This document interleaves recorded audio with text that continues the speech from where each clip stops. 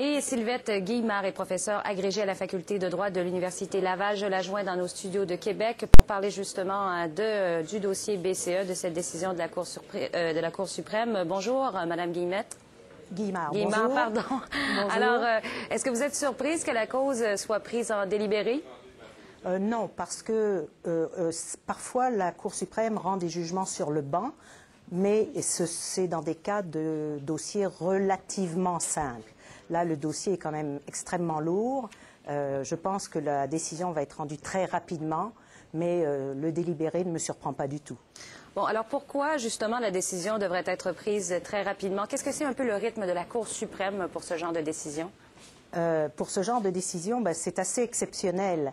Ce qui est exceptionnel déjà, c'est qu'il y a eu une procédure spéciale pour que la Cour elle-même autorise l'appel de façon très rapide. D'habitude, on passe par une procédure, on demande à la Cour si elle veut bien nous entendre, puis là, ça peut prendre 6 mois, 1 an. Là, ça a été très, très rapide. Elle a donné son autorisation d'appel très rapidement, ce qui veut dire qu'elle a été prête à entendre la cause très rapidement. Donc, on doit s'attendre aussi à ce qu'elle rende jugement très rapidement pour être dans la même logique. Et on est pris avec la date du 30 juin, qui est la date prévue pour la privatisation. Donc, c'est évident qu'elle va rendre jugement avant le 30 juin.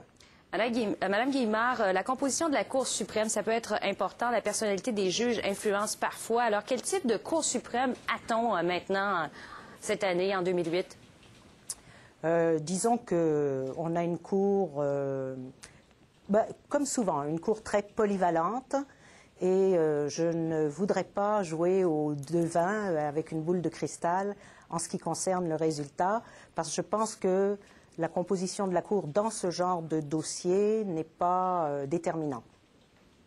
Bon, une décision, on a entendu un collègue, un avocat, là, justement, là, sur la colline à Ottawa, qui disait que c'était vraiment une décision qui allait faire jurisprudence, la plus grosse décision que la Cour ait à prendre, a eu à prendre depuis 45 ans. Vous êtes d'accord? Oui, dans ce domaine-là, certainement, oui. Parce que ça va avoir des répercussions sur le monde de la finance, répercussions qui étaient inconnues jusque-là.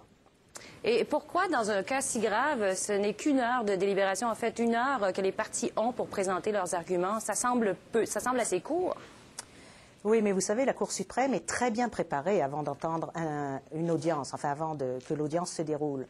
Donc, chaque juge a des recherchistes, des clercs, ce qu'on appelle, qui font un travail de débroussaillage avec les juges qui entendent la cause.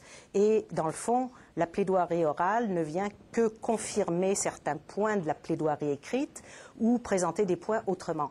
La Cour, souvent, je ne dis pas qu'elle s'est fait une idée à l'avance, c'est pas du tout ça que je veux dire, mais il y a certains points développés dans les mémoires sur lesquels elle n'a pas besoin d'entendre les plaidoiries. Elle a compris ce que voulaient dire les plaideurs. On ne sait pas dans quel sens, mais elle les a compris.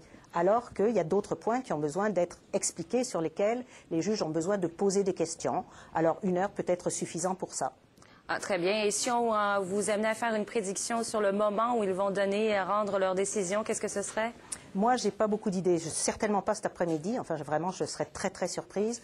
Tout ce que je peux vous dire, ce n'est pas très original. C'est avant le 30 juin. Ça, j'en suis sûre. Très bien. Merci beaucoup, Madame Guillemard. Merci. Au revoir. À une prochaine fois. Au revoir. Au revoir.